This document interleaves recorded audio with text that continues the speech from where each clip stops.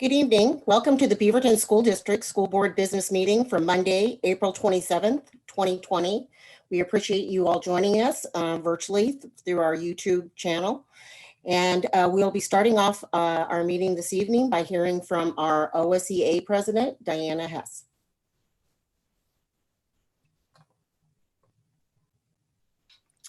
Good evening, Board, Superintendent Grotting, and Cabinet. As the President of OSEA, I'm here to say thank you to those who have not been deemed essential or critical until this pandemic. We wanted to thank all of our technology staff at the buildings that have been working to get Chromebooks or iPads out to all of the students and assist their families with navigating the software that they may not have known how to work with. To those IT folks that are working hard to keep everything running for families and teachers to be able to teach remotely. We wanted to thank all of the nutrition services staff that have been ordering, preparing, and distributing meals to our students and bringing them the comfort of a meal during this time. We wanted to thank all of the transportation staff that have been delivering the meals to families throughout the district and bringing smiles under the masks to all. We wanted to thank all of the paraeducators that are assisting with packet creation, distribution, or assisting teachers with connecting to all the students so that they have a familiar face and know that we miss them and that they need to hear from us. We wanted to thank all of the custodial and maintenance staff for cleaning each site top to bottom in the beginning and then going back over every time someone enters a site, assuring all are safe. We wanted to thank the library media assistants that have been helping find ways for our students and teachers to read or to be read to, as we know how very important that is to all. We wanted to thank all of our office assistants that are handing out students items, packets, Chromebooks, and fielding calls from concerned parents, whether at their school or remotely. We wanted to thank all of the campus supervisors and building monitors that are doing regular patrols at all the buildings district-wide and all of the other departments that are keeping us moving forward. We also wanted to thank the district for all the open lines of communication throughout all of this. We will all make it through this if we work together as classified, certified administration, or the community of Beaverton School District. Thank you. Thank you, Diana. We appreciate you being with us this evening. And also we will have submitted to us later from our Beaverton Education Association President, Sarah Schmidt, remarks that will be added to our board minutes. At this time, board members, do you have any changes to the agenda? No. I do not see any changes to the agenda. So with that, we will move on to public comment. We opened up public comment to our community by being able to submit over the last few days online submission, and we have those with us this evening. Vice Chair Eric Simpson will read into the record the name and a summary of the public comment, but full public comment has been sent to board members, and they will also be a part of our board meeting minutes. So Vice Chair Simpson. This is Eric Simpson, the Vice Chair. We had 12 people submit comments, so I'll read the name and provide what the topic was on. So first one was Jennifer Hoffman on middle school boundary. The next one was Rebecca Horner on distance learning. We have another one from Beth Keister on distance learning. Scroll down, sorry about that.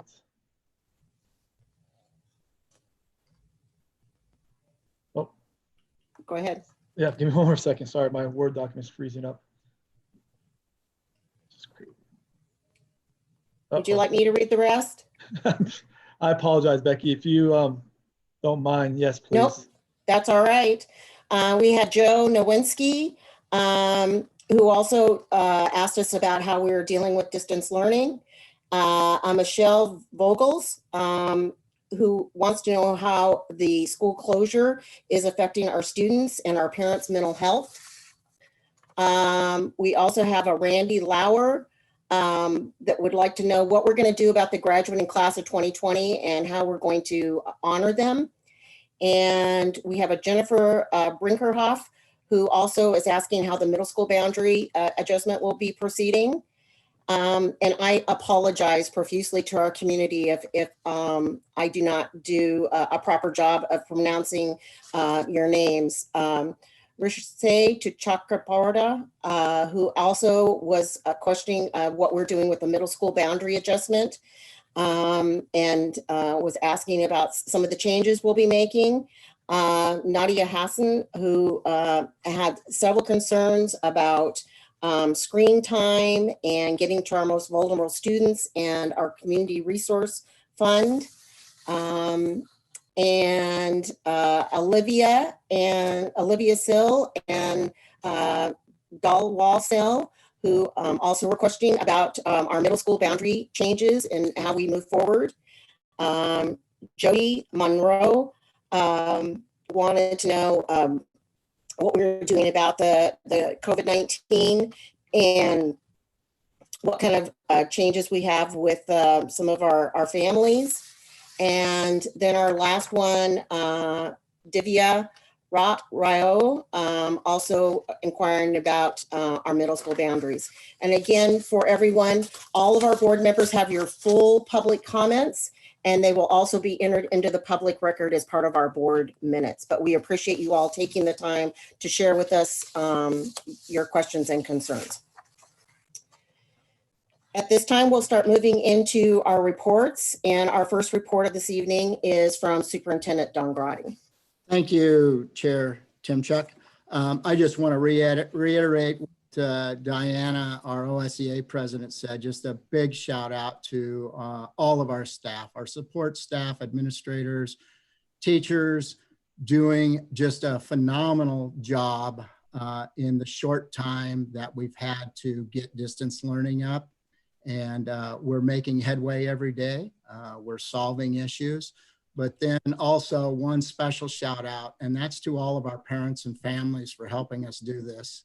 Without your help, we would not be able to do what we're doing. And we know that at times it can be extremely frustrating.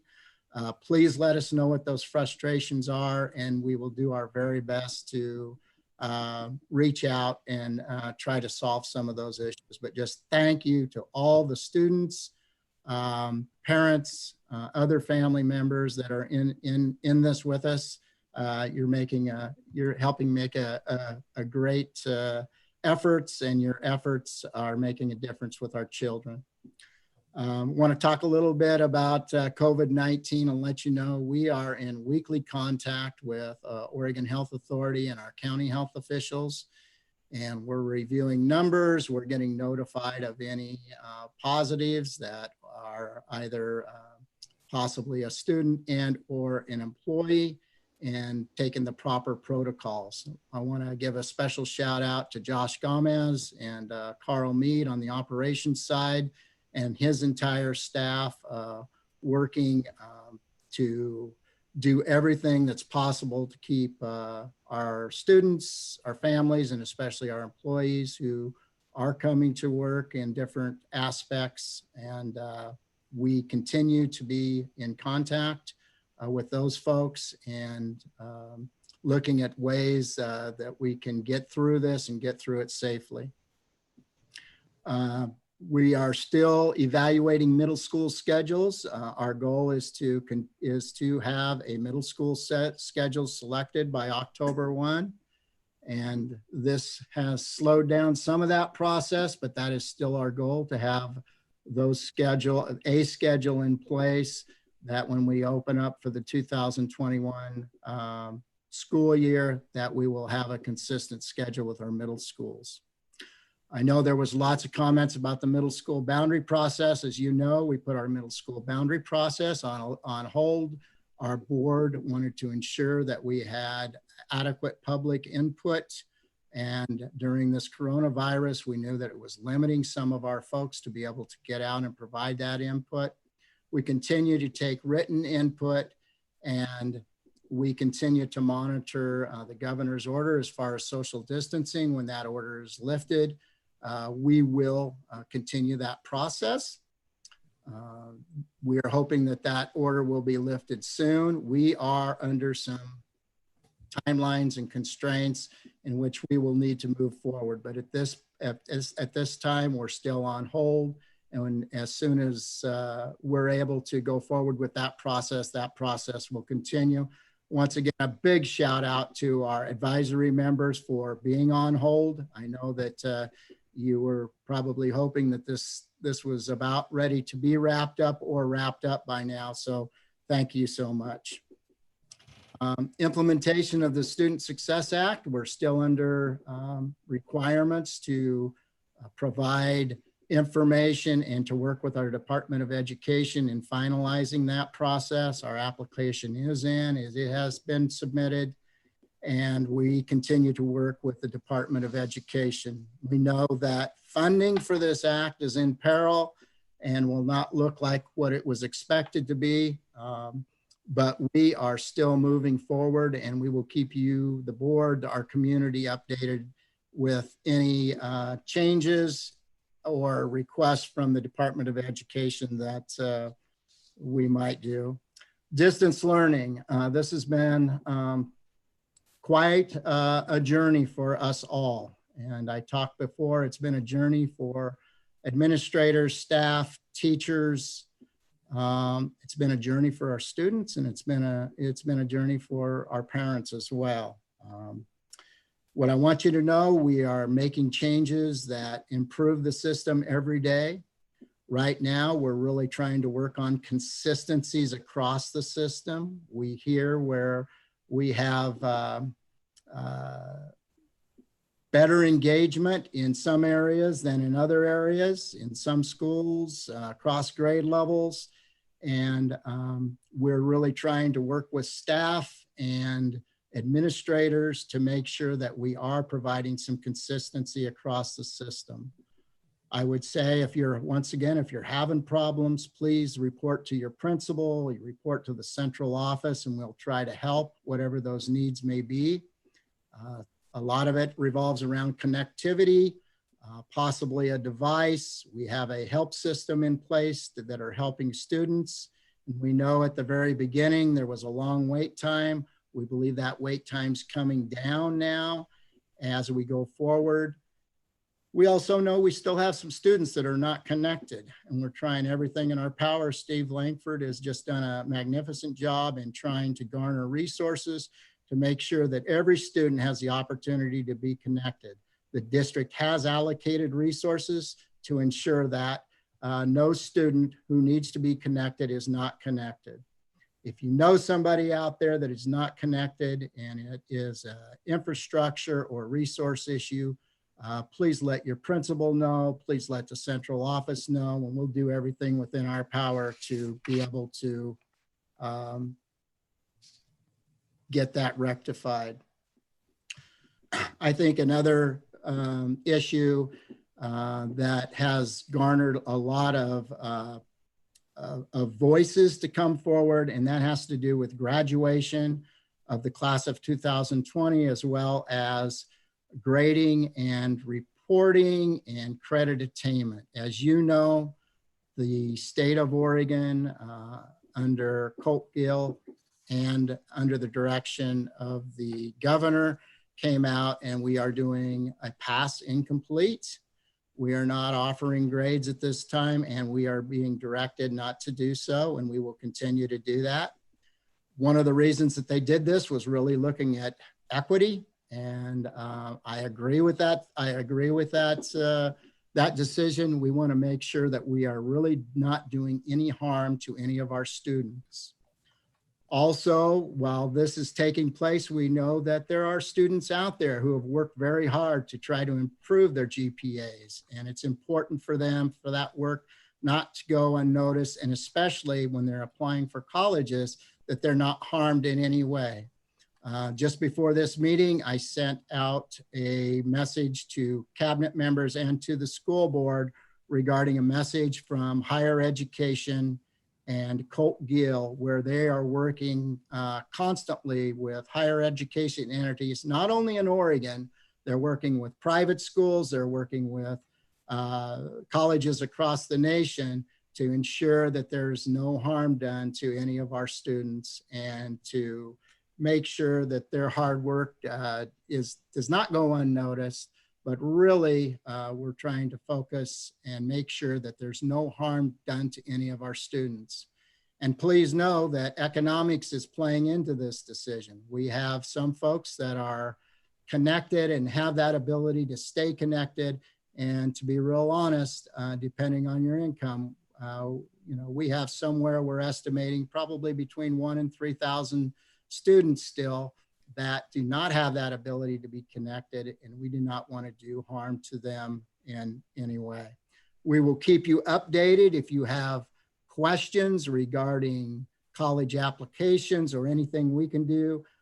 Please get a hold of your principal. Your principal's working with our director of secondary education, Dr. Franco, on a daily basis, and we're in constant contact with higher education. So if you have questions about a particular college, please let us know. The other thing that we're doing, we have a lot of students who access Promise Oregon, and maybe their GPA wasn't quite to where it needed to be to apply for some of those funding. We've worked with community colleges, and community colleges are willing, if your grade point average was not at that requirement, they're willing to work with you, and they're going to allow those applications to come in. So that's a positive. My final topic is probably our most important topic and critical topic, and that has to do with our upcoming budget, 2020-21 budget, as well as the budget that we're currently living in. It's difficult to understand that less than 90 days ago, we were so optimistic about making a significant investment in education that we're going to do some wonderful things for increasing learning, increasing opportunities for our students, and really focusing on equity practices that we're going to have long-term structural benefits. As you all know, this COVID-19 has devastated not only Oregon's economy, but the national economy. We have more people on unemployment approaching 20%, highest it's ever been, as well as the corporate activity tax that was passed will not see the expected revenues that we're going to make the investment in our education. Needless to say, reductions in revenue of this magnitude are going to have devastating impacts, not only on the Beaverton School District, but school districts across Oregon and throughout the nation. We're estimating somewhere between a $1 to $3 billion general fund deficit. And just to give folks a bellwether, for every $1 billion, it could be a $25 million impact on the Beaverton School District. We are working with superintendents across the state. We're working with legislators. We're working with our administrators as much as we can, and to mitigate some of the impact that we are going to feel. We will be going into a layoff environment. There's no way to avoid that. There are several unknowns. Some of those unknowns will become a little bit clearer with the May 20th. On May 20th, the economic forecast will come out, but right now, preliminary estimations of the May forecast have come out, and they're not good. In a meeting that we had on Friday with all superintendents, the governor's office, the Department of Education, they're already estimating somewhere in the neighborhood of about a $653 million shortfall to education. Needless to say, there will be some key programs, and there will be a reduction in staff. So what are we trying to do to mitigate some of that right now? Beaverton, we are in a spending freeze right now. We are in a hiring freeze right now, with the exception of some specific essential folks that we have to and know we are going to have. We're trying to do everything we can, all the way on the operations side to looking at energy efficient strategies that we can use, and anything else that we can do right now to build up our ending fund balance will make a difference as we start the 2020-2021 school year. SIA funds, as you know, the governor even came out and said that the likelihood of having SIA funds available to the magnitude is absolutely not going to happen. We do not know where those funds will come in, but we believe even if those funds come in at a 30 to a 40%, they're going to go to backfill some of the general fund deficit that we've had. We're trying everything at the district level to do to, once again, mitigate, but I want to be as transparent as I can, not hollering wolf, and the sky it is falling a little bit, but we're in for some rough and turbulent times. What I will say is I think that we can come together, and we need to really have conversations about how to provide the least amount of impact to our students. But it's even difficult to have these conversations. And once again, it's just not happening in Beaverton. It's happening across every school district in Oregon. So that is all I have for right now, Chair Timchuk. Thank you, Superintendent Grotting, for sharing with us some news that's tough, but I appreciate you taking the time to share it. Board members, is there anything that you'd like to ask the superintendent at this time? And I'd just like to add that later on in the board meeting, you're going to hear from about our distance learning, as well as you'll hear from our CFO, and he will go into some more detailed and provide you some numbers. And all I can say is thank goodness we have Mike Schofield here. He's a leader in the state, and he is really going to be instrumental in leading us through this very, very difficult time. With that, we'll move on to the financial update, but I did not mention when we were talking about public comment that even though the board will not be responding tonight, someone will be, staff or board will be responding to you at a later date to your public comment. So with that, we'll lead right into our financial update. Mike? Thank you, Chair Timchuk. Members of the board, I appreciate the opportunity to talk to you tonight. I'm Mike Schofield, Associate Superintendent for Business Services. What you have before you is a financial report that is pre-COVID-19 impact. It's through the end of March, but most of our costs were kind of on the books by the time we left school in mid-March. This looks a bit like a repeat to you. Last Monday night, you saw the same numbers that we shared with the Budget Committee. Essentially speaking, we ended March 31st, 2020, estimating a ending reserve of $31.9 million, which was an increase in the ending reserve from the prior month, and on the path to doing better things. Again, that's all pre-COVID-19. Since that time, and Don, you could have given my address for me. I appreciate the update you gave the board. But we shared last Monday night with the Budget Committee a range of reduction in state general fund resources of $1 billion to $3 billion.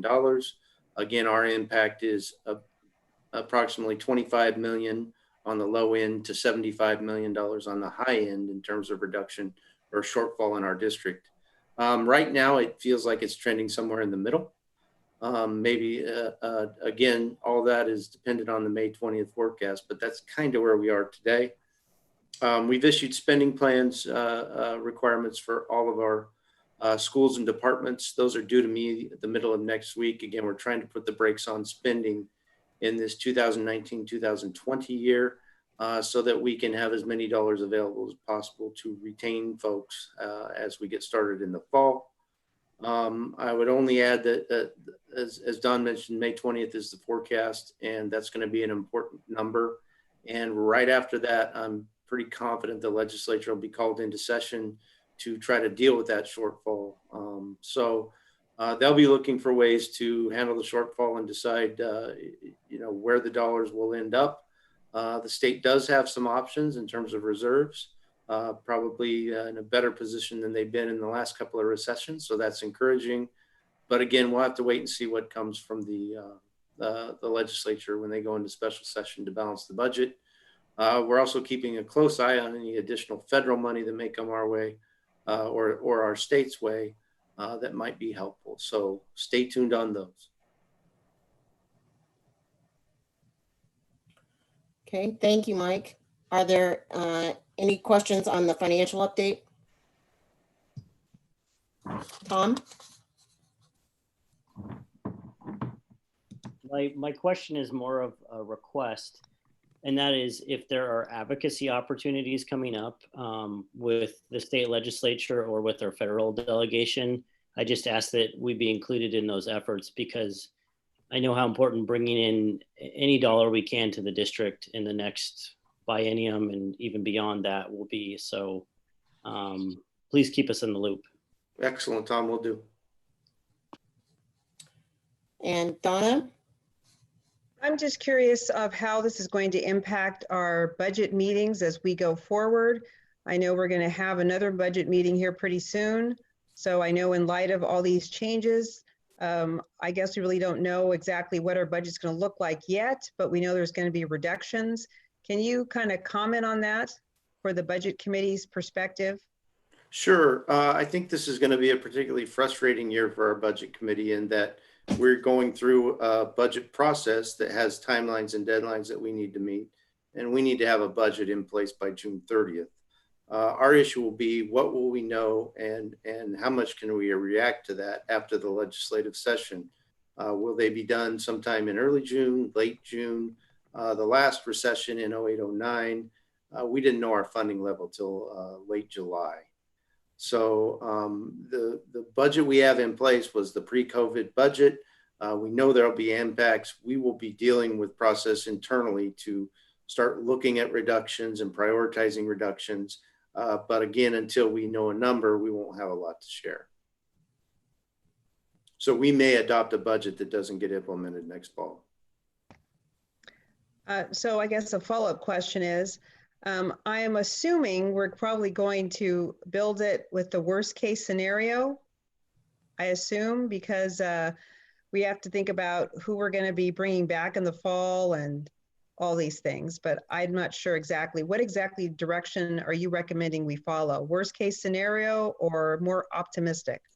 So what we'll look at, I tend to be conservative in most of the estimates and projections that I give, but what we'll have to look at is what that May forecast looks like, what the legislature does in terms of how much of their reserves do they want to use up front versus how many dollars they want to hold on to for potential future reductions.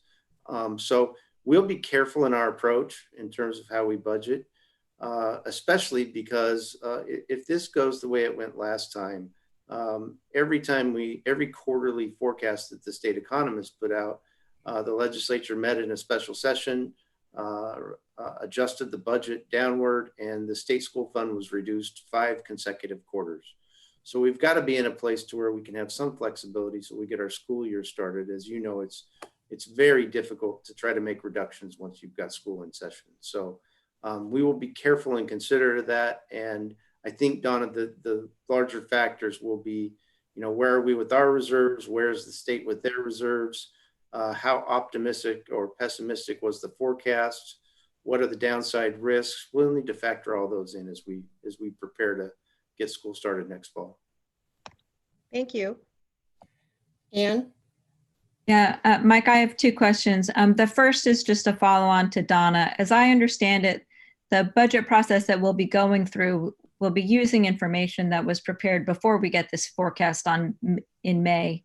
So it is unlikely that it'll have much semblance to what it is, that I shouldn't say that. There'll be major changes to what actually gets implemented, and we wouldn't expect to adopt those or see those until August or September. Is that right? You're correct. Okay, and then the other question I have is somewhat for you and somewhat for people who are following. In this time of distance learning, I'm very mindful that it's hard for us to keep good attendance and ideas about where kids are and how we're best able to serve them. And so I know that there's implications, one, for just making sure that kids have what they need, which is our number one priority. And also it makes budgeting really hard because we don't know where kids are now and where they're going to be in the fall. I'm curious how we're managing planning around making sure that the kids that we're serving everybody we possibly can. Sure, I appreciate that. At this point, and we are using the same enrollment number that we were planning on going out with that's in the current budget. So we currently are using the same enrollment number for next year. In terms of funding, ODE has come out with guidance in terms of what our 19-20 funding will be. And they are actually going to use our second quarter ADMW as the basis for payment for the entire year.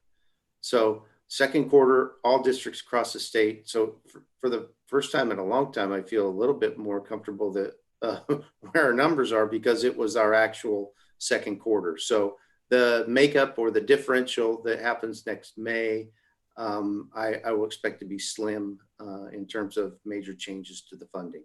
Again, 2021 will be interesting. We'll be watching enrollment information and trying to make some determination if we need to revise or adjust our enrollment numbers because of how long we've had kids out of school. Yeah. Okay. Thank you. Thank you. Susan, you have a question?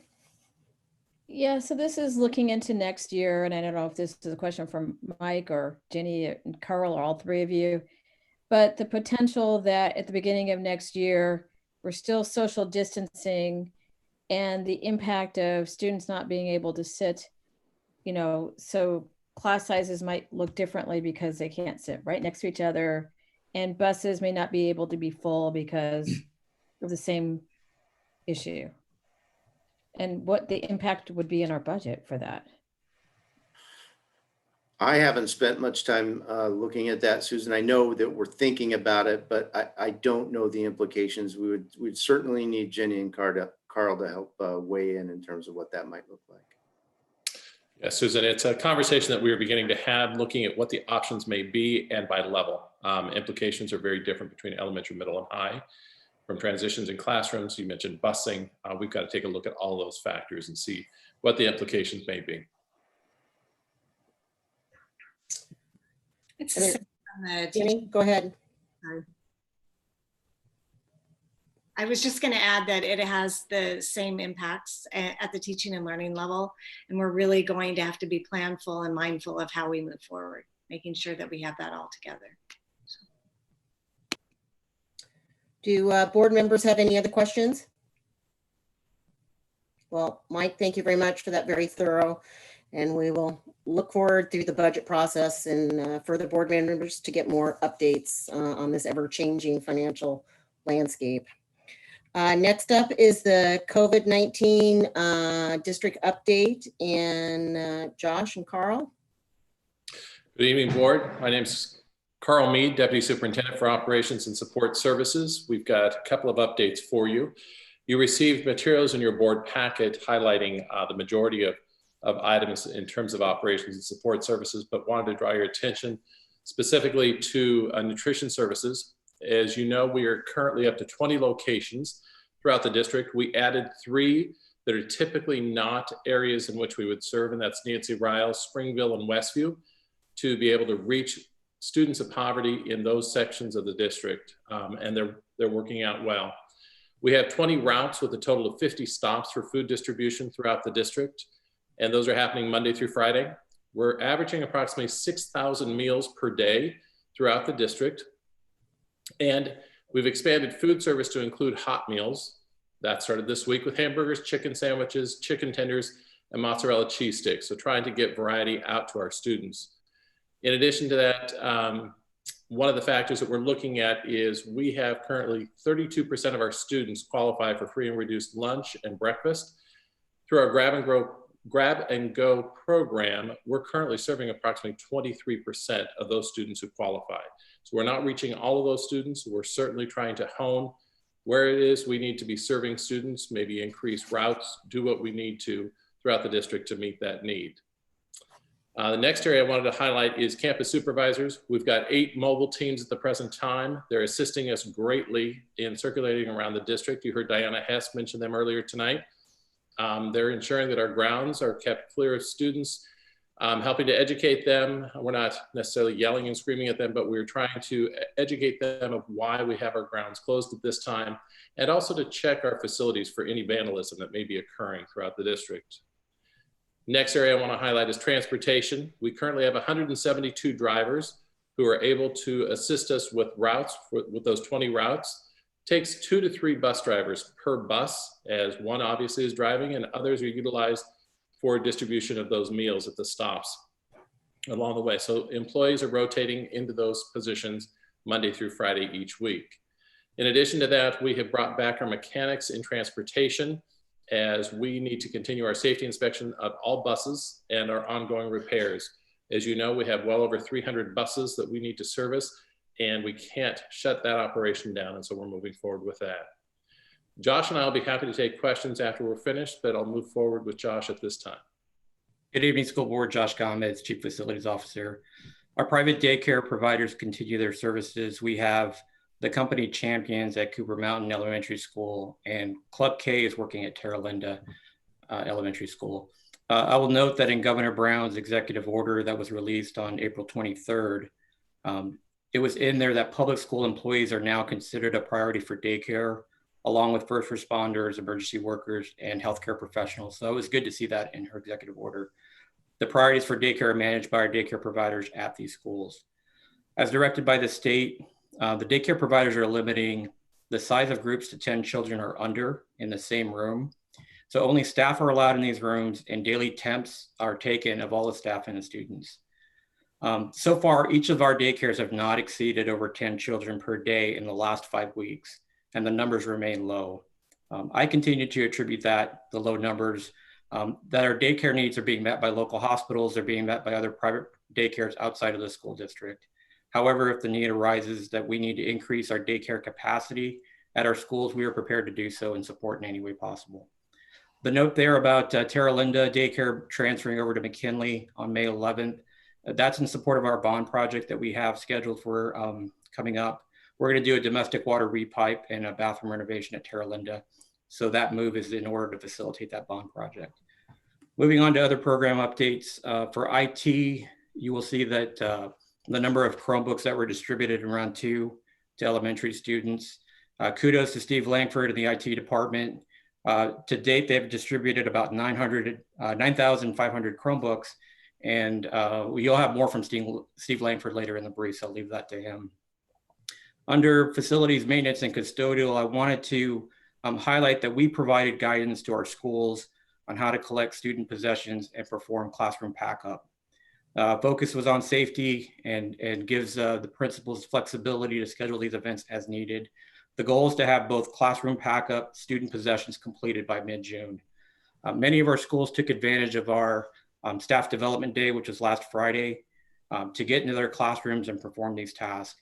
Student possessions were carefully packed in clear plastic bags. They were labeled, and then they were made ready for curbside pickup. And that curbside pickup is coordinated at the school level between the school and their students and their parents. Moving on to bond projects, we have 17 new start bond projects. These are all bond projects from the 2014 capital improvement bond. And of those 17 projects, we're starting the coordination for the early start of 5 of these projects, working closely with the principals and the staff at Aloha High School to getting a new roof, have seismic upgrades. Whitford and Highland Park Middle Schools are going to have their HVAC system replaced. And then there's a lot of work going on at Beaver Acres Elementary School. We're replacing domestic water supply. We've got roofing work, windows, and seismic work. And then I mentioned previously Terra Linda. Transportation, Carl covered those items. So at this point, before we move on to teaching and learning, I'd like to open it up for questions to the school board. Thank you, Carl and Josh. Are there any questions? Anne? Josh, I just have one question. As we are hosting construction workers and projects at our sites over this summer, how are we ensuring that the workers there are working in safe conditions? So we're coordinating, that's a great question. And our project managers and project inspectors are working with the contractors to ensure that they're maintaining that safe distancing. That's an important safety priority for the contractors as well. So we are keeping eyes on that, but we're also, communicating that with our contractors. And we do have people on site. We have a project inspector that's going to each project daily and ensuring that, checking on those projects and making sure that that's happening. Any other questions? I have a question as far as our folks that are doing the curbside service, or whether it be our bus drivers. Can you tell me what kind of protection gear that we're asking them to wear? We are issuing gloves as well as masks for each of them, and they are placing grab-and-go meals in a location. They are not handing them off to students. So they're placed, and then students are able to retrieve them at that point. So it's not a person-to-person. And Deputy Superintendent Mead, could you also just, again, the money that we have for these, we just heard from our superintendent as well as our deputy superintendent on finance about all these projects, that may not be able to go forward as far as our general operating. But could you please explain the things that the projects that we already have and how that money is brought about and where we got that money? Yes, absolutely. So the projects that Josh was just mentioning, the repipe of buildings, HVAC units, and the sort, all of those projects are covered in our bond, and we're approaching our 8th year of the bond of 2014. Those bond dollars can only be used for improvement of our facilities. They are not to be used and cannot be used, nor can we ask permission from anybody to utilize them for the hiring of staff. So as we're talking about potential shortages of staff for next year and the sort, bond dollars cannot cross over. That's what the purpose of levy dollars are and general fund expenditures. But bond dollars are strictly for facility improvements only. Oh, and that bond money and levy money were special bonds that and levies that we got from the taxpayers from the Beaverton area. That's correct. That's correct. Yes. We currently have an active levy. I believe we're approaching year 3 of our levy this next year. We're approaching our 8th year of our bond. Thank you. All right, with that, we'll move into distance learning. Jenny and Steve. Hey, Becky. Yes. Leanne had a question. Oh, I'm sorry. I didn't see that. Thanks, Anne, for catching that. Leanne, I'm sorry. Thanks, Becky. Thank you, Anne. Dr. Mead, in light of the questions that we were talking about funding, could you just explain the food service, where those funds are coming from? I've been asked that through the community quite a bit. Yeah, that's a great question. Thank you, Leanne. Food service is a self-sustained program. It does not draw from the general fund. Again, it can't draw from bond, and it doesn't draw from levy. It is their funds that are generated from the sales of meals that they have previously done from the year before, in addition to federal support. We don't provide any funds from our general fund to nutrition services, so they're self-sustaining. All right, anything else? Okay, with that, now we'll move on to distance learning with Jenny and Steve. Okay. Good evening, School Board and Superintendent Grotting. We are thrilled to be with you this evening, and I am fortunate to be joined with 3 members of our team, John Poplinski, Brian Sika, and Caleb Bell. And they are here today to give the remote learning update. I do want to say we're started last week. We ended with our first week of phase 3 of remote learning, which I want to give a special shout out to our teachers, our staff, our parents. And as Superintendent Grotting did at the beginning, this has been one of those lifts that you never see coming, and people have really risen to the occasion. Our teachers have worked extremely hard along with our team, and our parents have stepped up to the plate to help in the teaching as well. So a real shout out for everyone who's been on board implementing this remote learning update. We're basically, all of us are in this together. David, do you want to up the slide? This slide really represents, the other one really represents that all of us are in this work together. It takes a team to make it happen, and it makes that collaboration between our teachers and our staff so very important. We will all be kind of talking and then having time for questions at the end, but I will start out by reminding you of our remote learning goals that we set out to accomplish. It's been about 4 weeks ago now. And remembering that taking the learning that we traditionally do in our schools to online is one that I don't think any of us will ever forget. We started it by connecting it with our pillars with excellence, innovation, equity, and collaboration.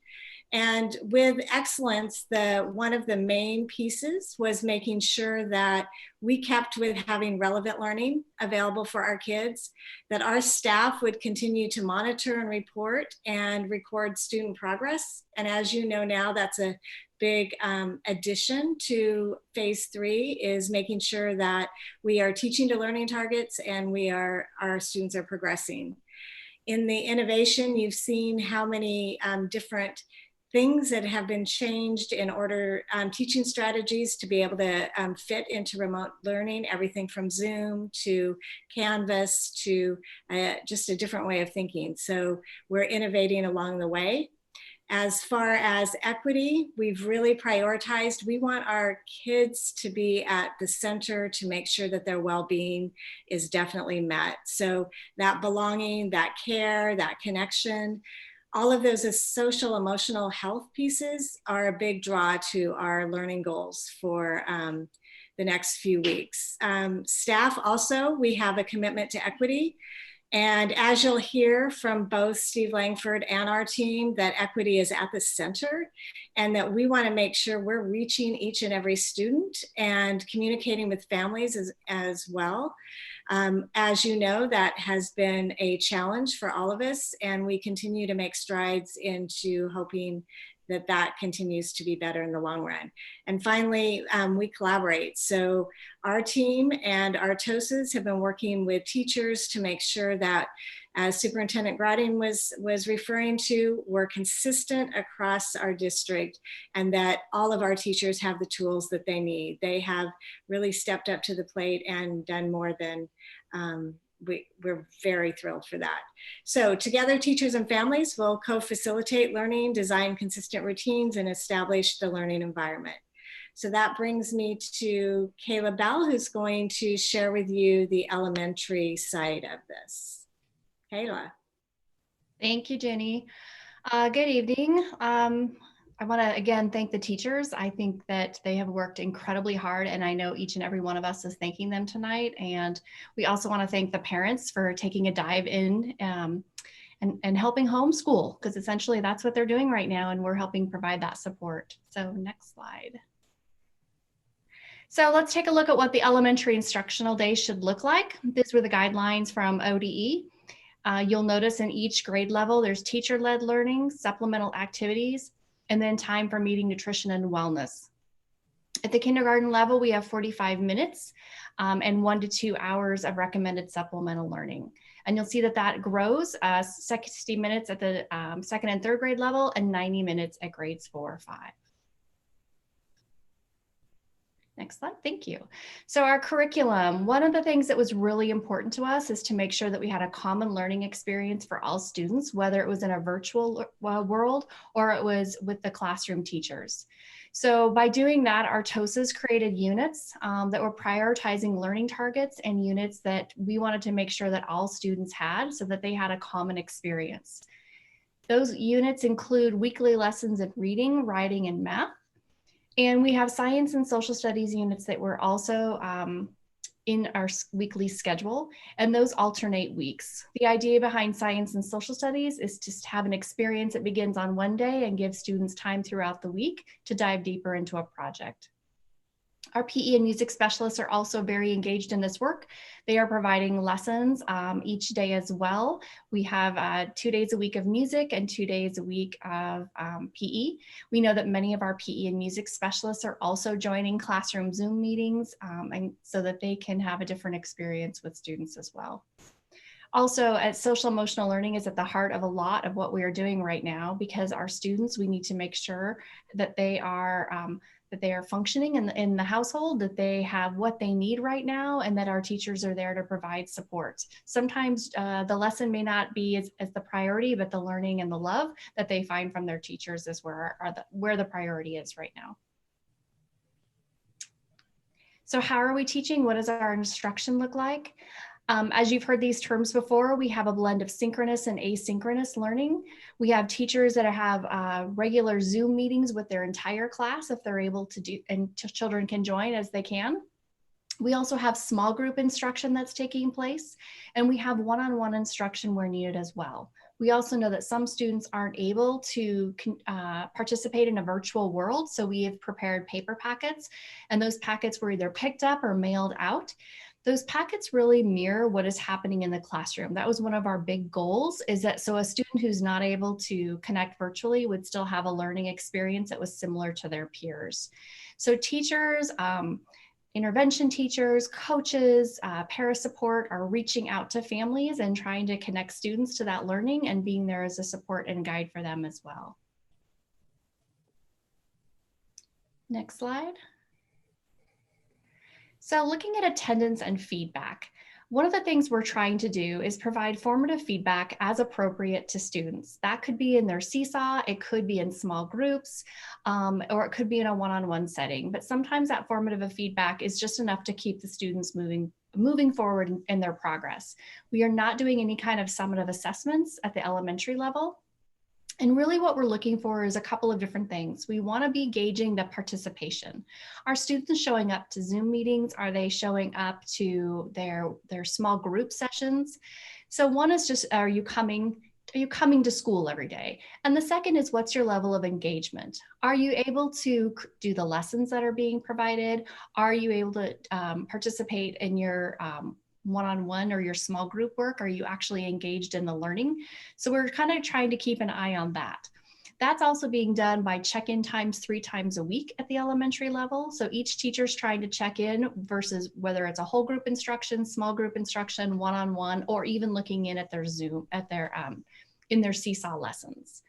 And again, those check-ins are really about checking on the academics, but again, about the social emotional health of a child right now. Teachers are also submitting information weekly to their principals around that participation and that engagement. And then of course, we are providing feedback to our principals so that they can reach out to students that we are unable to connect with. Some of that is around connectivity and Chromebooks. We've been really working hard to address that.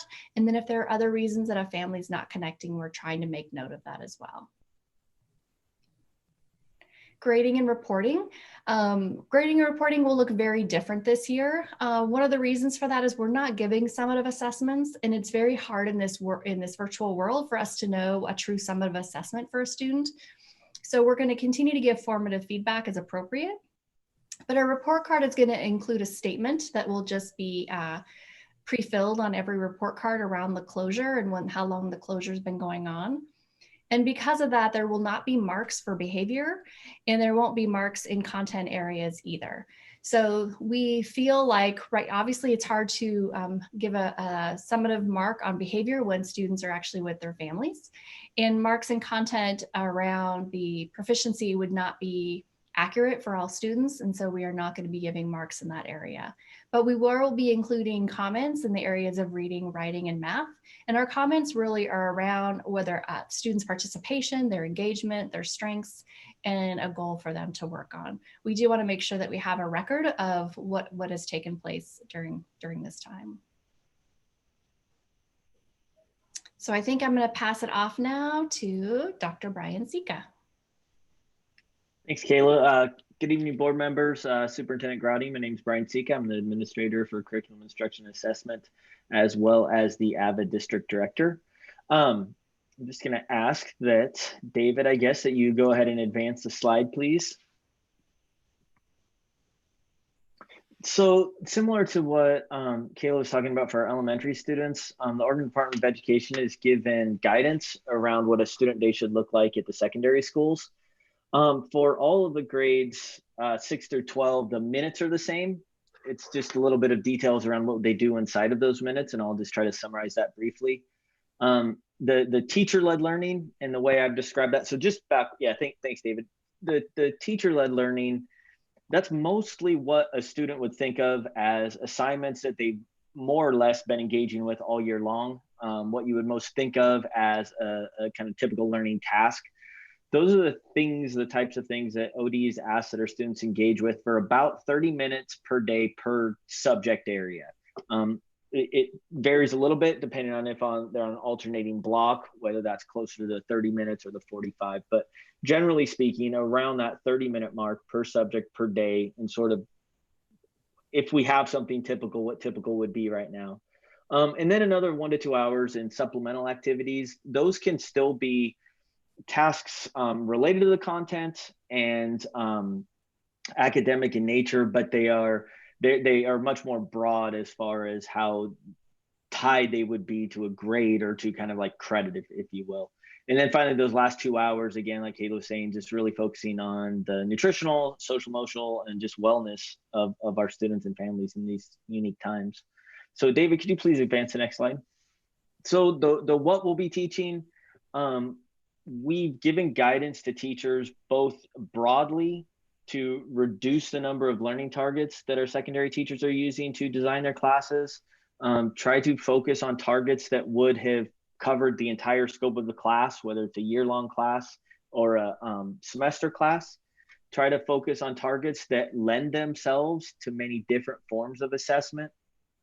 And then as we have specified, we've built actually specific targets in most of our subjects around which ones could be reduced, and trying to find some appropriate endpoints for classes. The way a teacher can decide what they'll teach, we've asked our secondary teachers to kind of land in one of 3 categories. One category would be that the teacher, using that reduced set of learning targets, designs their learning tasks essentially as they have when we were in brick and mortar. They kind of backwards design from what they want the students to know. They know the resources that they have available to them, and they sort of plan out their sequence for the students. Kind of a mid-level to that are teachers that feel they can apply their learning tasks to a remote setting, but feel there's pieces missing that they're just not able to do, either on their experience or because of the uniqueness of their courses. And so teachers can pull pieces of what I'm just sort of calling prepackaged curriculum. The brand name we use is Apex Learning Software, but they can pull pieces of that's just more typical of what you would see in a traditional online school. And then finally, the third option for teachers that just don't feel for their circumstance or situation that their class can be converted to remote learning the way they would design it, they can just utilize the kind of fully prepackaged Apex courses. So David, could you advance slides, please? The kind of classroom, if you will, in this remote or virtual setting is the tool we call Canvas. It's our learner management system. It's where a student's schedule could be. It's where their teacher can sort of post lessons, post the assignments, post a schedule for interactions and those types of things. What we know right now is about 90% of our students are logging into Canvas during the closure. It turns out more of them are logging in on Mondays, and it kind of drops down throughout the weeks. We want to be cautious with that number, though. And I'll get into a few of the details in just a moment, but we want to be cautious with that 90% number, that we're not experiencing 90% of full engagement, meaning students interacting with all the items on Canvas, interacting with everything the teacher's done, or turning everything in. That's just strictly the number of students who have been, or the percentage of students who have been able to log in. For those students who just don't have the access to Canvas or the access to the virtual world, we do similar to elementary. We have offline printing and delivery available. We've asked that the majority of the interactions are asynchronous, so that the teacher can post them at a time where a student can access them where the schedule works for their family and for their situation. That doesn't mean that the teacher isn't able to give feedback to the student. It doesn't mean the teacher isn't able to provide instruction. It's just trying to do so to the biggest extent possible in modes that can be accessed at any time. Though we'd still have plenty of situations occurring where teachers are hosting those office hours where students can come in and get either live instruction or live feedback. We're just asking that we make sure for students who are unable to access that we set something up that works for them in their schedule. Thanks, David. So when we talk about like feedback and communication assessment, we do need to keep our seniors a little bit separate because there's some nuances there that I believe you heard of last time, but I'll cover them again. But for grades 6 to 11, we did get additional guidance from the state, and it is in line with what we heard for our seniors. There's a little bit of a nuance that's important for us to talk about where students are expected to engage in distance learning for all. That means to say a student in grade 6 to 11 has kind of completed or finished the course, that would be from what the term OD used, essential learnings from before the closure and after the closure. But we also have the responsibility to make sure that whatever we do within that expectation does no harm to students. And of course, that word harm can take a lot of meanings, and that includes the grade, and that includes academic harm, if you will. So what we're asking our teachers to do is when teachers give assignments, they're still able to use the rubrics that we have created to give feedback on the assignment, but any grade conversion to that will only be pass or incomplete is the term we're using for the no credit at the high school, or just the indicating not passing at the middle level. The grade equivalent to a pass would be somewhere that meets the D- range. And so for our students on a 1 to 4 scale, that's just that like 1.6 number. So one more slide, David, I think. Thank you. So the seniors are really the same idea as far as pass and incomplete. However, the biggest significant difference with the seniors is that it was on the essential learnings up to the time of the closure is what defined that final credit for the seniors. Just a few key points, and this goes to both seniors and our 6 to 11. The pass and incomplete won't impact a GPA, meaning it doesn't count for you, it doesn't count against you. It's just the GPAs remain frozen during the time of the closure. Any report card or transcript grades for spring of 2020 will be pass or incomplete. There's no situations or exceptions to that. Some of the confusions or where there's some continued clarification needed is dual credit, for example. Our colleges and universities are continuing on with the courses and are requiring our teachers to give a grade for students who are still participating in that.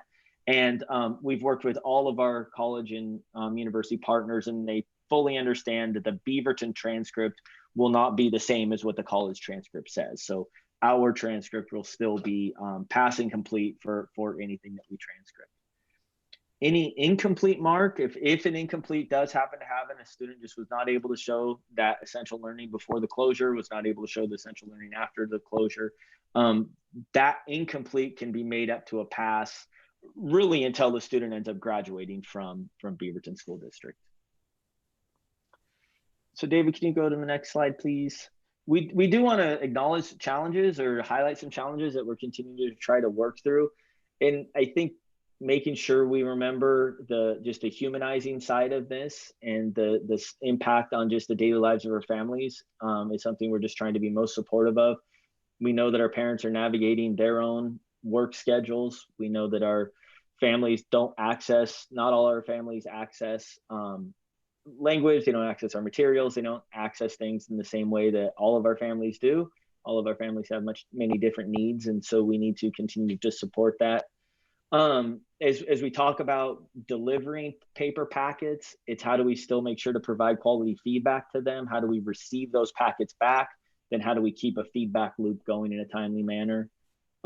We do have connectivity issues, but I think the piece I want to highlight with that, or to maybe make sure that we remember, is combining connection issues with also the family situation. Some of our students were online last week with an AVID meeting, and the internet was working great at this young lady's house.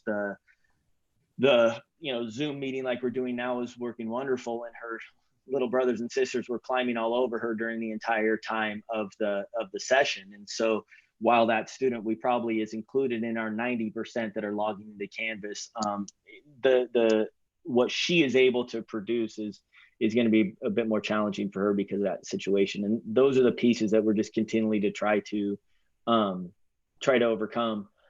The how we're doing that is, as our teachers are working with our students, when they identify a student that hasn't been able to engage in remote learning, they report that student's name to the administrator. And again, like I had in the slide, that's not for discipline. The student's not in trouble per se. It's that administrator at the school has put together a team where they get on the phone, they do everything they can to contact that family and just start problem solving with them. And it truly is working one-on-one with the families to see what the student is able to do, and how do we make sure that any of the pieces that we're asking students to do are truly doing no harm to the student academically. With that, John Peplinsky is also here, and Jeannie's here, and then Kayla and I, we're happy to answer any questions that you have.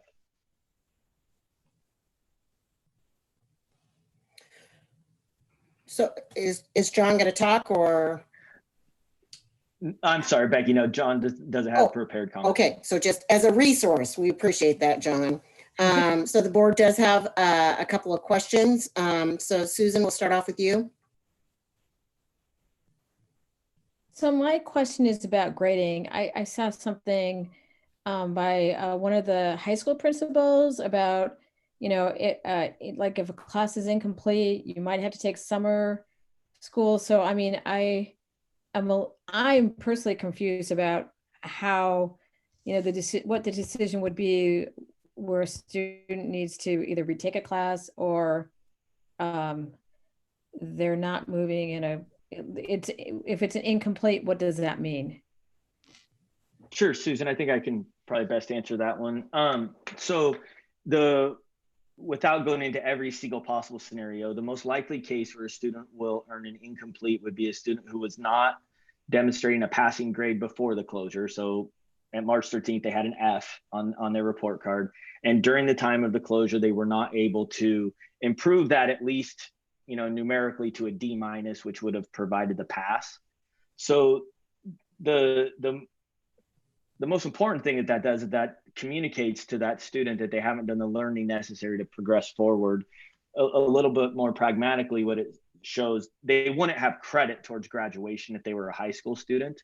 And so there's a number of ways where they could make up that credit. One way would be to go to summer school. One way would be to do online learning. The state's listed a number of ways. Another way would actually, if they were able to, would be to pass classes later on in the progression, and they could be awarded credit for that class that they had the incomplete in.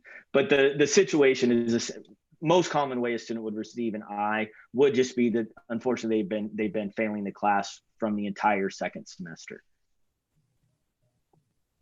So I have a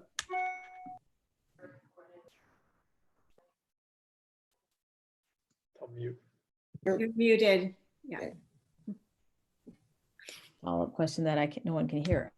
So I have a follow-up question. The question is for those students so it doesn't really matter how they're doing in a sense during this period, it's where they were at the time school went either online or they took a break. So that gets really nuanced. For seniors, yes. That was cut and dry, 100% yes. The challenge becomes if a student was passing and they are fully able to connect and they're fully able to participate and they just choose not to. And that's where our principals are working with the families so remember, these are not students who can't.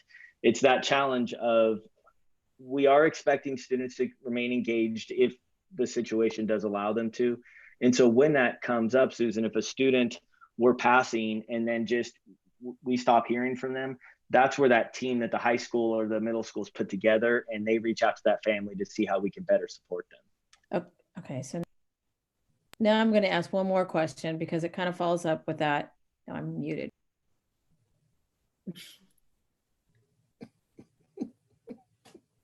Muted. You didn't hear You're the muted word. now. You were muted. This mute, unmute thing, and I'm glad you didn't hear the word I said. Anyway, so there's going to be daily contact with these kids that might, for whatever reason, maybe they're having a mental health issue because of being isolated for so long. That's taken into account for these incomplete. And I know I'm asking these nuanced questions, but it kind of goes around to being equitable. So that's why I'm asking. Those are great questions. And if a student is unable to participate in remote learning because of the closure, they would do no harm, and they would not receive the incomplete. So next question, Tom. Thanks for the report. I really appreciate it.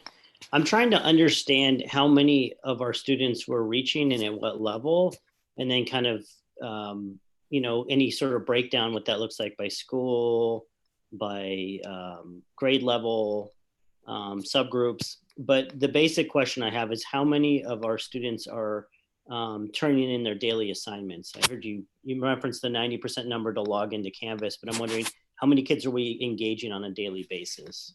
Yeah, no, thanks, Tom. So one, we're gonna have to get more quantitative numbers. They just aren't yet available. We talked to our principals today about that, and I'll let Kayla, if I mess up the elementary, I'll try and be just brief. I'll try to capture it all because I think they're all doing essentially the same thing. Really placing students into sort of three general categories: those fully engaged in remote learning, those who can access remote learning but yet aren't engaged, and then those families who are just unable to access and then thus also not engaged. Teachers are turning in those reports to principals. Again, we're just so new into this. The principals didn't feel that they had concrete quantitative numbers to share today. They think they're getting close. I think we can say a couple things with pretty good certainty. The numbers vary widely. They not only vary school to school, they vary classroom to classroom, and that they're not the 90% of accessing the material is not where we're going to see the number of students like turning in every assignment. But we'll get more quantitative numbers to you all as soon as they're available. And Kayla, please fix the elementary if I got that wrong. No, I think you're accurate. We're still gathering numbers. We're still making sure at the elementary level, we were trying to connect families with Chromebooks. That took us a little longer to do than at our middle and high schools. So working on the Chromebooks, and then of course getting families connected to Seesaw sometimes for the first time. So elementary's just been a little bit slower to kind of get all of that on board. But we also know that it's a much bigger challenge for our primary students. They have to have a parent at home that has the time and is able to help them connect to the virtual world. So for some people, connecting to remote learning has been a little bit more of a challenge, but teachers again are collecting that data, and we have outreach happening to our families as well. Thank you. And a quick follow-up. I logged on for a meeting and I was looking at the New York Times, and there was an article about the difficulty for distance learning for parents and how difficult it is to balance a job. And then also, when you're talking about primary kids or even middle school or high school kids that need that extra assistance, what sorts of things are we doing to help support those parents in our district who have the need for extra support? I'm looking at Brian, Kayla. I will just give an overall K-12. A lot of our TOSA work that we're doing to help teachers is also meant to provide resources for parents as well. It is probably the area that we've been the slower at getting everything up and running, but we've definitely noticed in the last few weeks the big need to make sure that we're providing resources for parents and to help them, especially at the elementary level, I think more so than the secondary. But Brian and Kayla, you can speak to specifics if you're seeing that too. Again, elementary is the place that we are really seeing parents needing help and resources on how to help their kids. Right. I would say like right now we've had a couple of sessions on Seesaw, like for parents so that they learn how to access Seesaw. So we had some 2 that were live, and then we've got some that are recorded in the library for parents to be able to access. But again, that is a piece that we're working through. I know that there have been a lot of phone calls to families to get them set up and get them how to connect with their Clever to get onto those virtual pieces. But what we've also said is that if this is too much and you feel like you are not ready to take all this on right now, if your kids can be working in Dreambox, and most of our students, our kindergarten students, know exactly what to do. K1, 2 can get into Dreambox and also to read. So those are the 2 things when we've had parents say that that's all I can do, it's like Dreambox and read. That's what we suggest until you're ready for more. Okay. All right, Eric. All right, I think you guys are doing a really great job in all these things you're doing, but I think we got to acknowledge that there might be a huge gap, especially for like the 1,000 to 3,000 people that are not really connected in yet. So what's our or your plan really to some of those people are missing core fundamental things, 3 months of school out, they're not going to be able to catch up. Scoring and grades and stuff are interesting, but really you care about the fundamentals. Is there some kind of plan for those kind of people that you intercept and say, hey, maybe we should hold you back, or some kind of methodology so they don't ever, never catch up? Do you want me to go first? Oh, go ahead, Kayla, sorry. We'll go elementary first. So yeah, one of the things we're doing is, again, we have common learning targets and common units that we are using during this closure. So we are able to access which kids, we will be able to know which kids were able to access the learning that we're providing by the notes that we're keeping. So we'll know which learning targets students have not had the opportunity to have experience in and instruction in. So that's one piece of it. We also know that we've lost about 30% of the year instructionally. So the TOSAs are going to be looking at creating some common assessments to gather information about students as they re-enter the next grade level. And we're looking at how we may need to move some units that were typically taught at the grade level before them so that they have access. So we're really trying to look at what is for an elementary student, how much time will it take to catch up to the learning that has been missed? And we don't have all those answers yet, but it is something that comes up in our conversations weekly. Eric, and I'll just, I don't know, echo the same conversations are happening at the secondary level. We've started to access a framework that was put out by one of our national administrative, associations on actually reopening schools now under these environments. And we have a think tank of school administrators, teachers, and teacher leaders that's going to be meeting starting the first week of May. We felt that was an appropriate time to let this remote learning get started, but now at least shift part of our thinking to how do we welcome our students back in the fall. So we'll continue to update you on our progress on that. The piece that maybe, Eric, I'm not sure that you highlighted or not, that we need to also highlight is not only that academic challenge, but just the social, emotional, and any trauma that's occurred. We need to balance that, as well as this high focus on academics as they come back. So we'll keep you updated on that, but that's high on our minds as well. Yeah, one parting comment. I always had a lot of respect for all you guys, and my wife and I have more respect now as we try to navigate the homeschooling, and it's so hard. I don't know how you do it. You guys are very patient, so keep up the good work. Thank you. Donna, you have a question? Yes, I guess I'm just sort of curious for those students that basically have to resort to paper because they don't have Wi-Fi and they can't get in remotely. I'm just trying to understand how that works logistically. I'm assuming it probably involves phone calls and then you're sending packets to the home, but what exactly is involved in the follow-up, and do they mail things back to the teacher? So I'll go ahead and take that for elementary. So our first round of packets, we had principals and teachers create lists of students that were not engaging in the remote learning. So in that first round, some had just not had an opportunity to pick up a Chromebook yet. Some were having connectivity issues. So we weren't trying to be too specific, just did you need that support?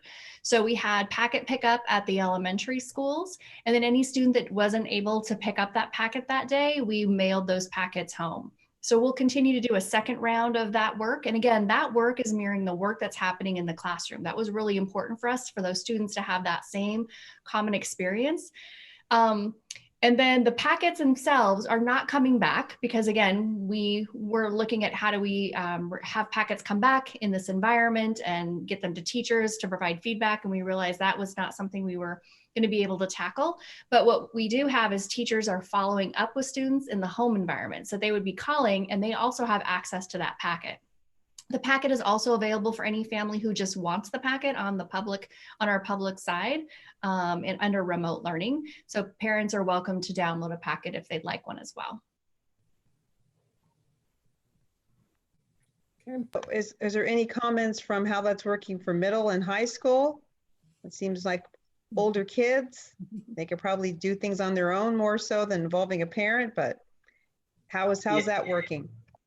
Yeah, Donna, much the same way, though we have the packets organized centrally that we can get out to the families. The challenge, I think, is exactly what you said, what to do with them when we get them back. It has been working one-on-one with families to know how to get them back.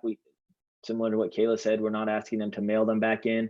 We have had a few of our families, just an example of some of the creative thinking, they are able to just take some pictures with their phones and either text or email those in. And then though the real feedback does just come from a phone call when we're able to. So the process is slow. It's certainly not an ideal way to learn, but it's a way to keep the student somewhat engaged. But I'd say those are maybe a little bit of the difference there. Thank you. Appreciate that. Anne, you have a question? Yeah, my question was largely Eric's.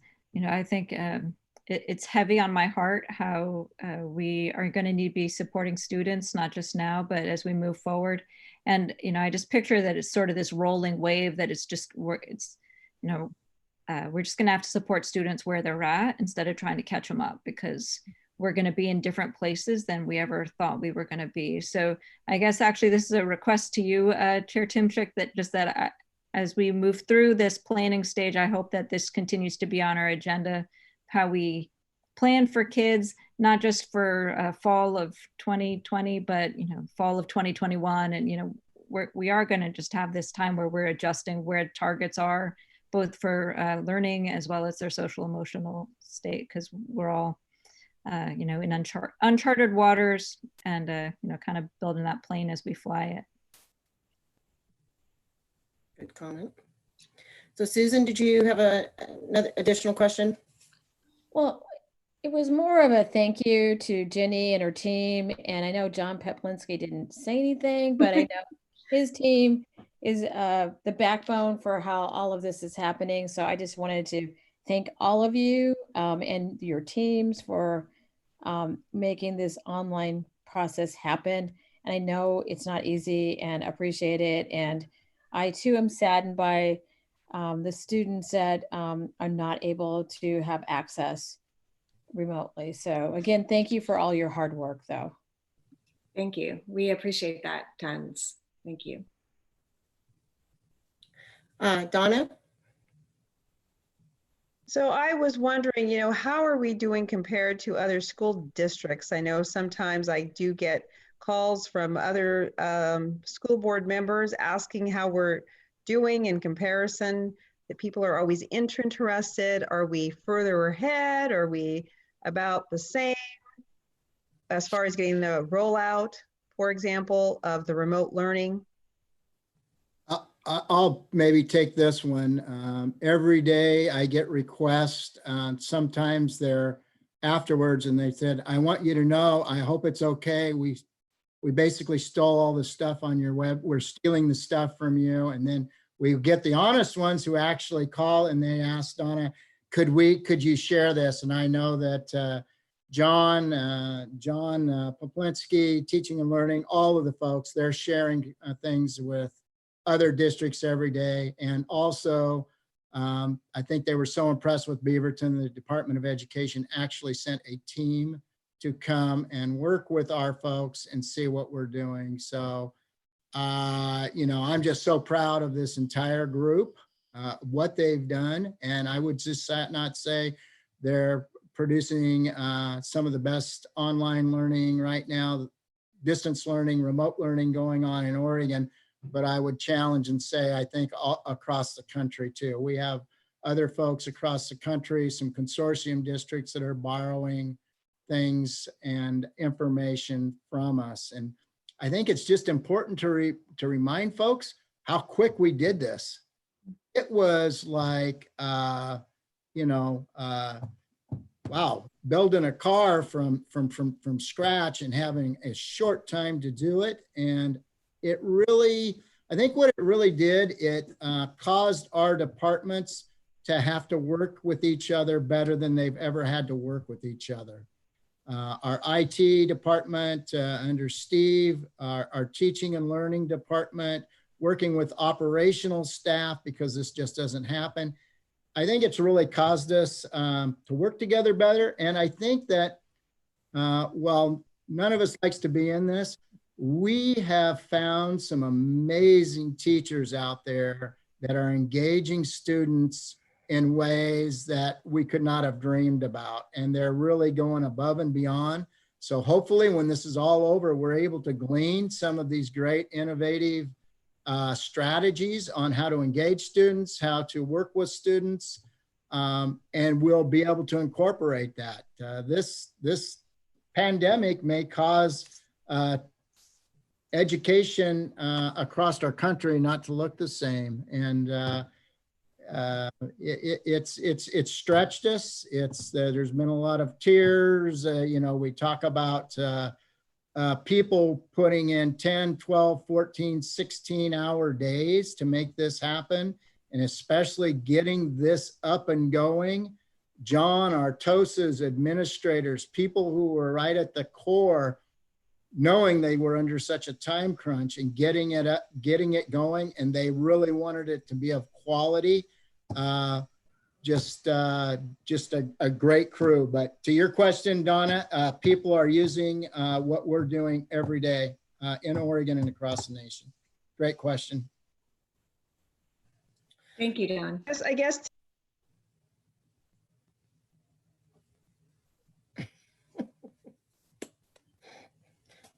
I think Donna said kudos. I'm sorry, I said a round of applause. Yes, Yeah, there you I have go. my applause symbol up. So here we go. Round of applause to everybody. Yay. Yay. Thank you.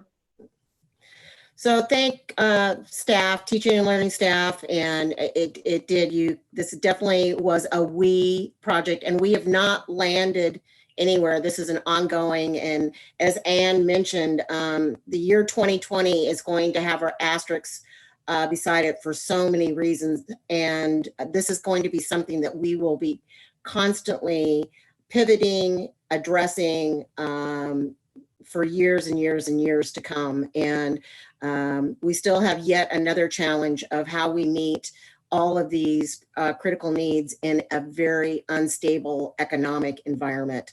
So we thank all of the teaching and learning staff, all of the parents, all of the folks that are trying to work together, because this is in process and we will continue to be in process. And I'm sure you'll have more updates for us next month, but thank you for everything. Thank you. That ends our reports for today. Somebody have a question? Yeah, we have Steve Langford. Oh, at the end of the. Oh, there you go. That. Hi, everyone. Steve Langford, Chief Information Officer for the district. I'll be brief, but I did want to share, you do have information in your packets, but I do want to share some examples of how IT has shifted to support remote learning and remote work. So David, if you want to advance the slide. The first thing I want to share tonight is around student devices, and Josh shared earlier in the evening that we've put out 9,500 student devices in 2 rounds at all elementary schools. And as we think about student devices, it's very important for us to realize that the 2014 bond really set us up for a far different path with regards to getting devices to students than if we didn't have it. Students in grades 6 to 12 have each had a Chromebook assigned to them, and they take those home, and they've had that for a number of years. So there was comfort level there. Elementary students used devices, iPads and Chromebooks, but they used them in the classroom.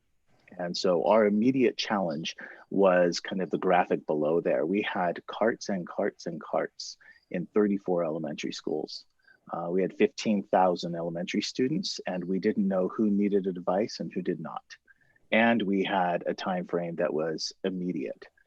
So we had to move them out of the carts and into the homes as quickly as possible and provide documentation and support to make sure that they could be used successfully.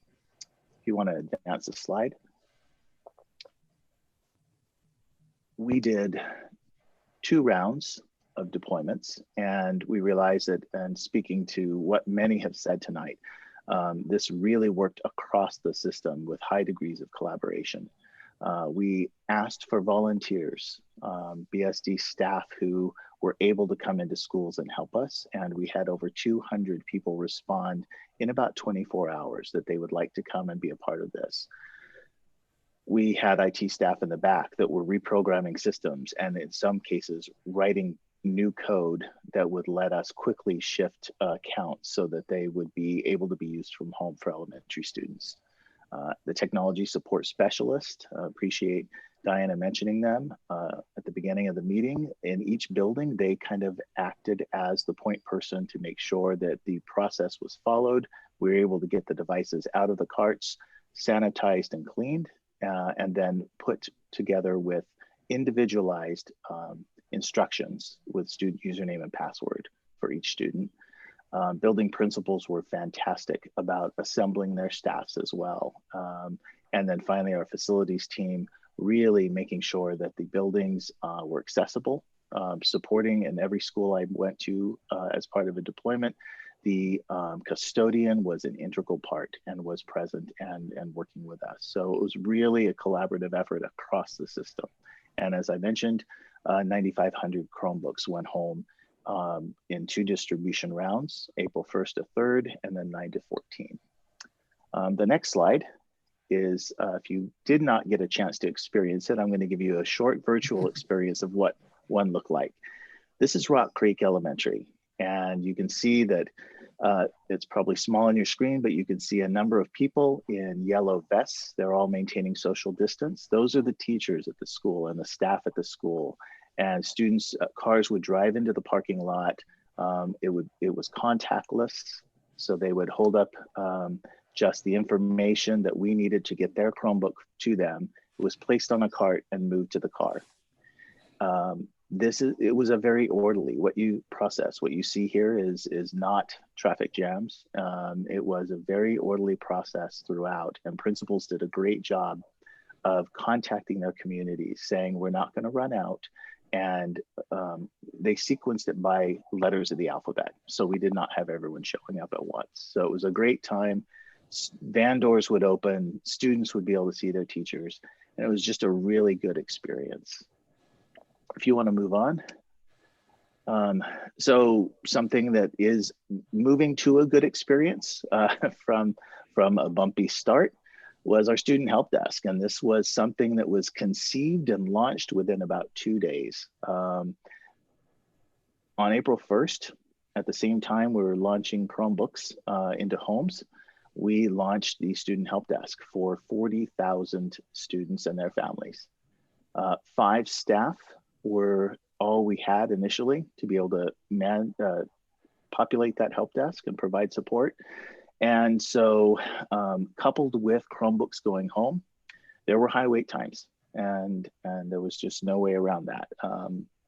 We've worked really hard. We were able to, that is a typo. Currently the help desk is a team of 6 now. So we were able to add another staff member onto that.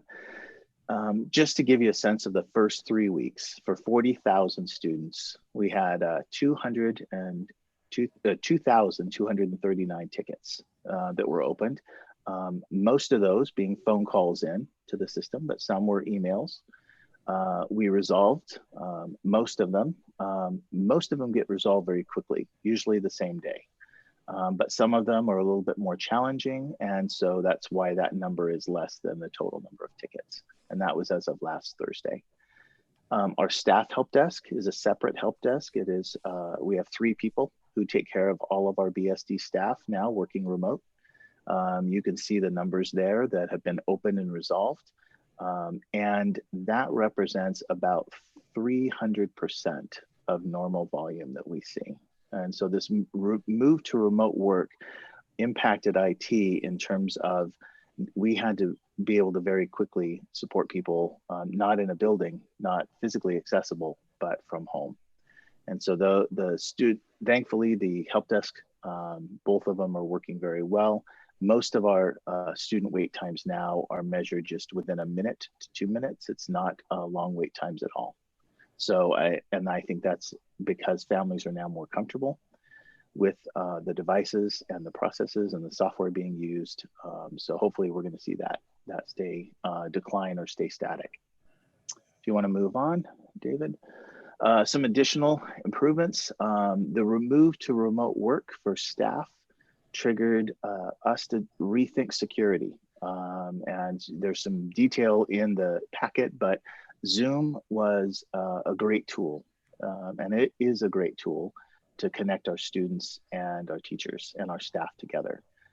And it had some security issues, and they were public, and we worked along with other districts and Zoom to address those. And so we have implemented all of the best practices that Zoom has recommended.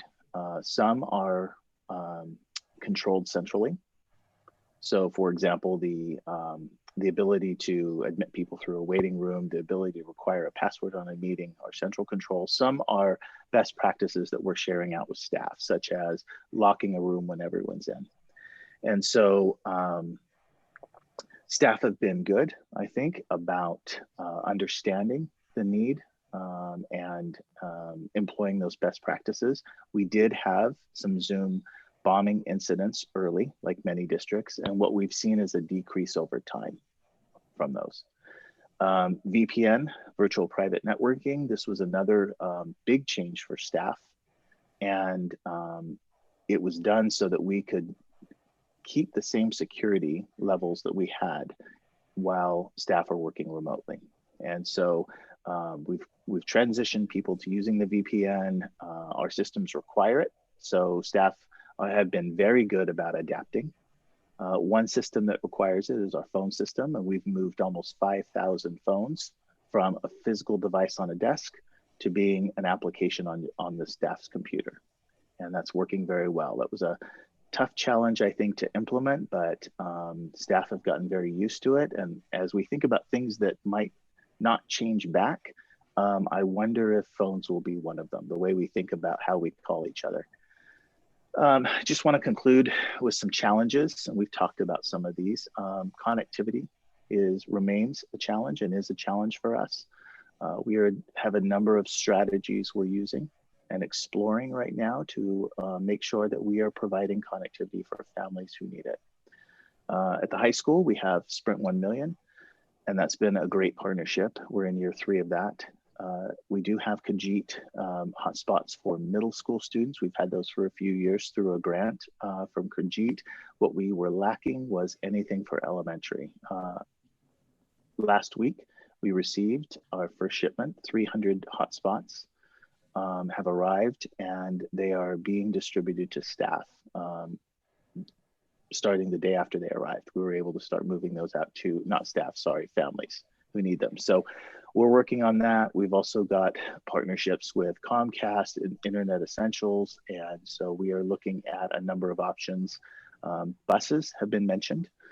And we've explored putting routers on buses and driving them into areas of town. Some challenges with that we've seen from other districts are the buses have a lot of electronic equipment on them. We're worried about securing those buses properly. So one thing we're exploring is a different type of device that we could put in one of our IT vehicles that are not being used. Be far easier to secure. And we're looking into those devices as well to be able to move connectivity out across the city for students who need them. The last challenge, and something we haven't talked about tonight, but we've got 3,000 Chromebooks now all over the city, and providing support for them when they break is something we're having to spend a lot of time thinking about. What does that look like? How do we do it safely, conforming to social distancing, and how do we quickly repair them so that we do not run out of Chromebooks in the coming weeks? And so that's an area right now where a lot of IT work is being concentrated upon, so we can have a plan to where we're able to quickly swap out Chromebooks as they fail, and then quickly repair them and move them back so they're available for students. Steve, And can with you that, mention some of the work that you're doing with a prior board member at BSD, Beaverton School District, and Intel? Yes. So some of you will remember Tom Quillen, a good friend, works at Intel, and Intel has created a foundation, and one of the areas that they're prioritizing is student connectivity. And so Intel has reached out to us, and we are working with them on the details of their program, and we are looking forward to that being able to support connectivity needs as well. The demand across from our students and our families is great. And what it means is we have to have many strategies that we put into place so that we can address demand. And with that, I'm happy to take questions if you have any. Steve, first of all, I apologize. I did not, the work that your team has done is just unbelievable. And please pass on to your team. I know how many long hours we talk about having to, what you thought your year was going to be. And this year, just kudos to thinking outside of the box and thinking on the fly. So thank you so much. And please pass on to the team how much the board appreciates the great work the IT department has been doing. So any questions from board members? Well, with that, I'm sure we'll hear more going forward and what we're going to do this summer with the Chromebooks and working with the staff but we really do appreciate everything that you're doing for us. So thank you very much. Great. Thank you. All right, with that, I am going to call upon Leanne. I would like to move that we accept the consent agenda. I second. It's been properly moved by Leanne Larson and seconded by Donna Tyner that we approve the consent agenda. We'll be calling the board and by name, and if you could please vote aye, nay, or abstain when I call your name. Ann Bryan. Aye. Tom Collette. Aye. Susan Greenberg. Aye. Leanne Larson. Aye. Donna Tyner. Aye. Vice Chair Simpson. Aye. The chair votes aye. With that, the motion passes 7-0. Our last item of the evening is board comments. Are there any board comments this evening? We're all talked out. Well, with that, I'd like to just thank everyone for joining us tonight. And we know that these are just, I've told people over and over again, I'm out of adjectives. This is just an unbelievable time. And I appreciate, we're all elected as school board members. We never know, what the year we think when we have a budget shortfall, that's a difficult year, but this is a really difficult year. But I cannot say enough that I am so glad that we have such great leadership in a superintendent and our deputy superintendents and all of the staff. A day that goes by that I do not trust what great hands that we are in. So with that, I just thank you for all of the hard work that you're putting in. And we adjourn this meeting, and our next meeting will be the business meeting for on Tuesday, May 26th, the day after Memorial Day. And we will let our folks know how to get public comment to us and how we will be having that meeting at that time. But I would say a pretty good guess is that we will probably be meeting again virtually like we have tonight. So with that, we adjourn the meeting.